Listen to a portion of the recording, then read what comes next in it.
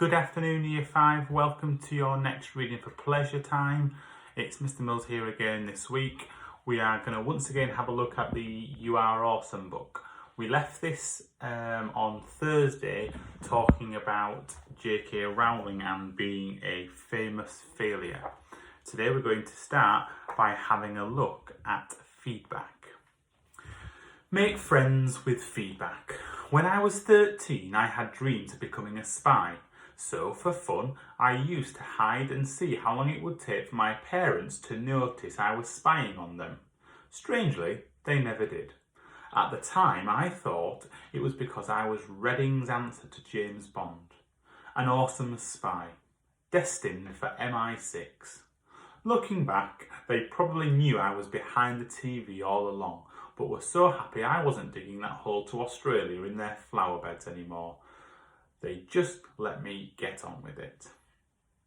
But you see, while I thought I was honing my 007 skills, I was actually just sitting in silence on my own. How could I possibly know if I was becoming more like James Bond if I never got any feedback? A bit like practicing basketball in the dark. How would you ever know if you'd got the ball in the basket? You need the light on and the knowledge that you missed by a country mile or that you missed by a millimetre to adapt your attempt next time. Ice skaters or gymnasts get almost instant feedback when they try something new like a somersault. How? Because if it goes wrong, they clonk their head on the floor. It's painful, but a quick way to know that they need to do something different next time. To get really good at something, you need to find your own equivalent of the head clonk. Preferably someone who will give you honest feedback about where you're going wrong and need to improve. It could be a parent, a teacher, coach or friend.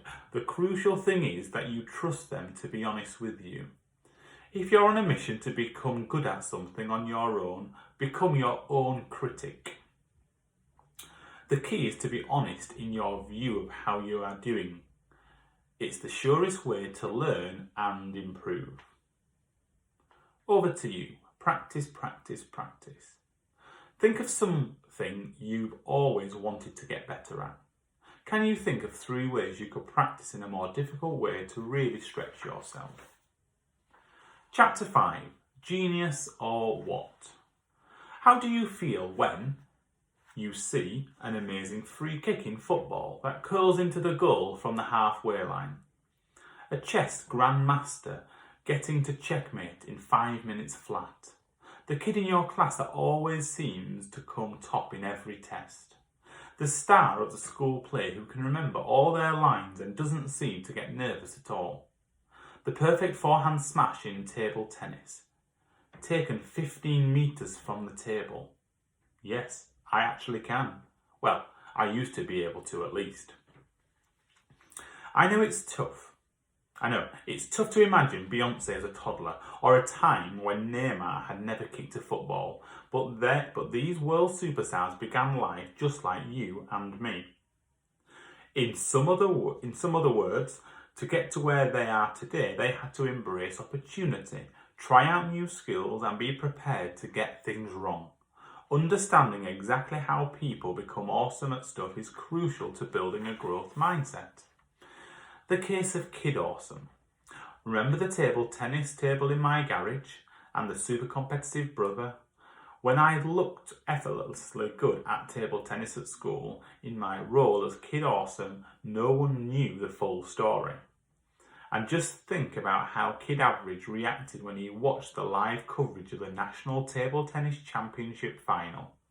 As Kid Awesome battled for the win, Kid Average couldn't believe the level of speed and skill on show. The young contender on screen might have looked strangely familiar to him, but what really commanded his attention was the way Kid Awesome dominated the game. He'd never seen skills like it. With his feet up on the sofa and one eye on the door in case his mum came in and got cross, Kid Average watched the winner and no doubt felt strangely flat. Just then it must have seemed to him that some people are born to be amazing, while others never show a sign of being good at anything. If only he had pressed pause and considered what had really gone into Kid Awesome's amazing game. What Kid Average didn't see. One awesome moment. That's what Kid Average witnesses when Kid Awesome secures his crown as championship table tennis player. What he doesn't see is the long and sometimes difficult journey that led there. The fact is, Kid Awesome had devoted hours to challenging practice. Yes, this moment of victory might have been all worthwhile, but let me tell you now, there were moments in Kid Awesome's journey when he questioned his abilities. Tiredness, defeat, even boredom can become obstacles on the path to awesome. It takes a particular kind of determination to overcome them, and even more to use them as a learning experience. Without such challenges and difficulties, in fact, Kid Awesome's final victory would not have been so sweet. If only Kid Average knew that he once stood in exactly the same spot as Kid Awesome. There is the garage.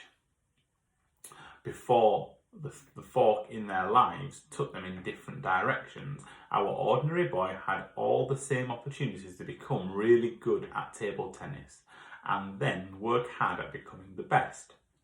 Instead, he chose to take the less challenging course through life and walk away from the table tennis table.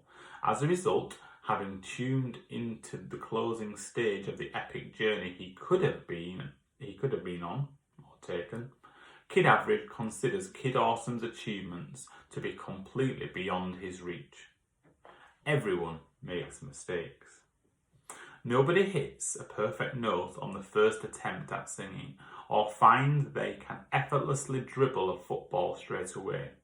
It's a question of learning from experience and recognising that any learning experience involves making plenty of mistakes. When we witness someone performing at a high level, it doesn't make for very good viewing if the pianist we paid to see can't remember the notes, or the racing driver repeatedly stalls the car.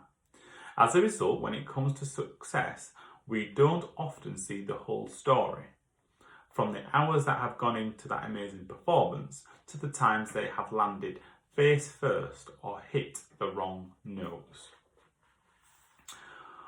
When we see someone else's physics exam success or a great piano performance or a spectacular win on the tennis court, it is all too easy to fall back into our old ideas of the talent trap. The belief that the person you are watching has been born that way, and hey presto, the fixed mindset is back. So let's get into our growth mindset groove.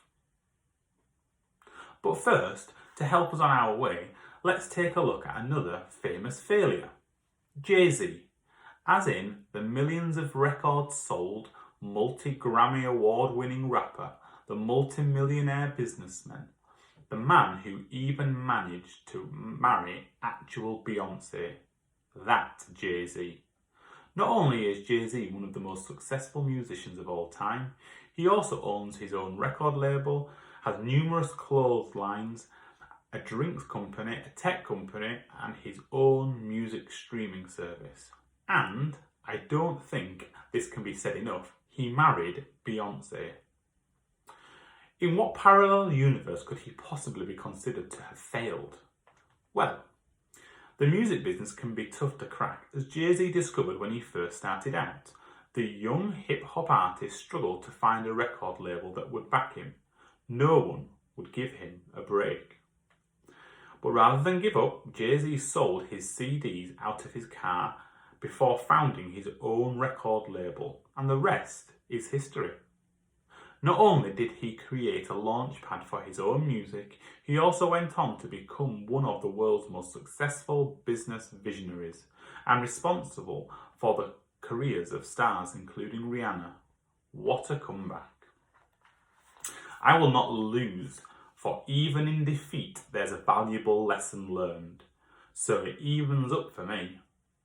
You learn more in failure than you ever do in success.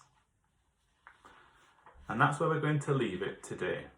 Tune in tomorrow and we'll learn a little bit more about the growth mindset groove. Have a great afternoon.